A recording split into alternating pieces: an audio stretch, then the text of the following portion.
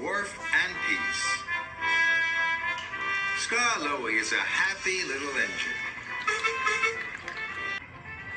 He likes puffing past all his favorite places. He likes the big blue lake.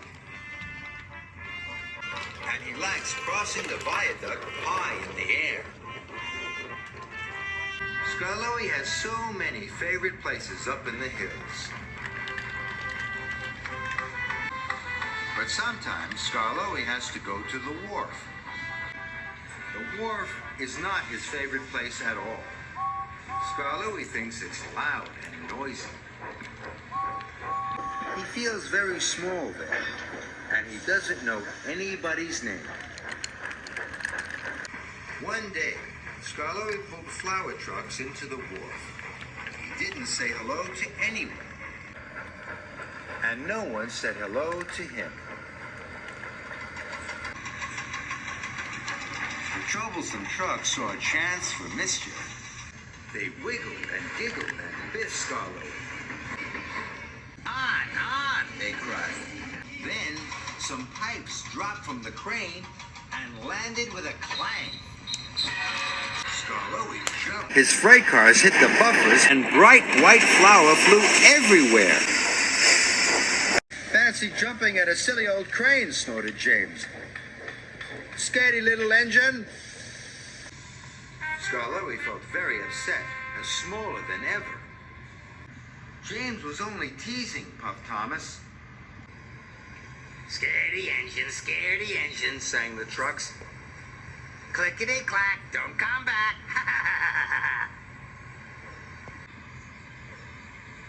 Maybe I am a scaredy little engine, cried Scar, and he steamed away. Later, Scar had to collect a prize bull and take it to the wharf. He was very worried.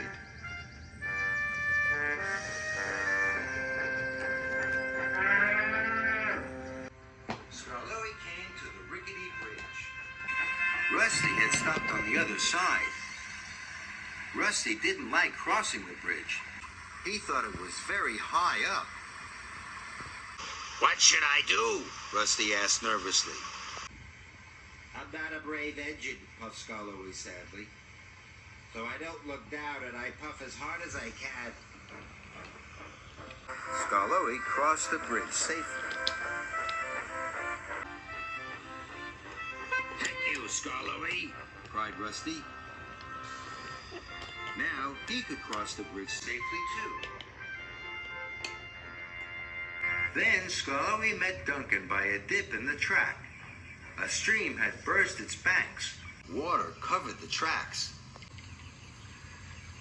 If I go in the water, it might put out my firebox, cried Duncan. I'm not a brave engine, whistled Scar sadly. So I roll very slowly and I try not to make any waves.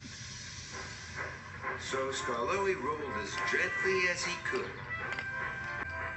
And was soon on the other side. Then Duncan did the same. Take it, he cried. But Scar had already gone. Scar was nearing the wharf again. Then there was trouble. Logs broke free at the forest mill. They rumbled and tumbled down the hill. And Reneus was coming the other way. Oh no, cried Scar. The logs will hit Reneus. Scar tried peeping and calling. But Reneus didn't hear. So Scar steamed forward as fast as he could.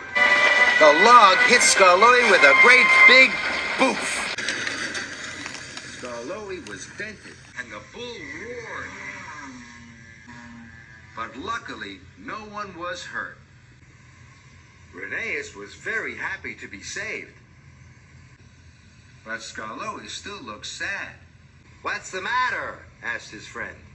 I jumped at a noise at the wharf, sighed Scar and the troublesome trucks laughed at me. Now I have a big dent. I'm a scaredy little engine, and scaredy engines will never be useful engines.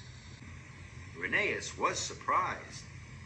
But you saved me from a horrible biffing, he cried. Rusty told me you helped him with the bridge and helped Duncan with the stream. You are the bravest little engine I know. But Skarloey didn't feel brave at all. He still had to go to the wharf, and that scared him.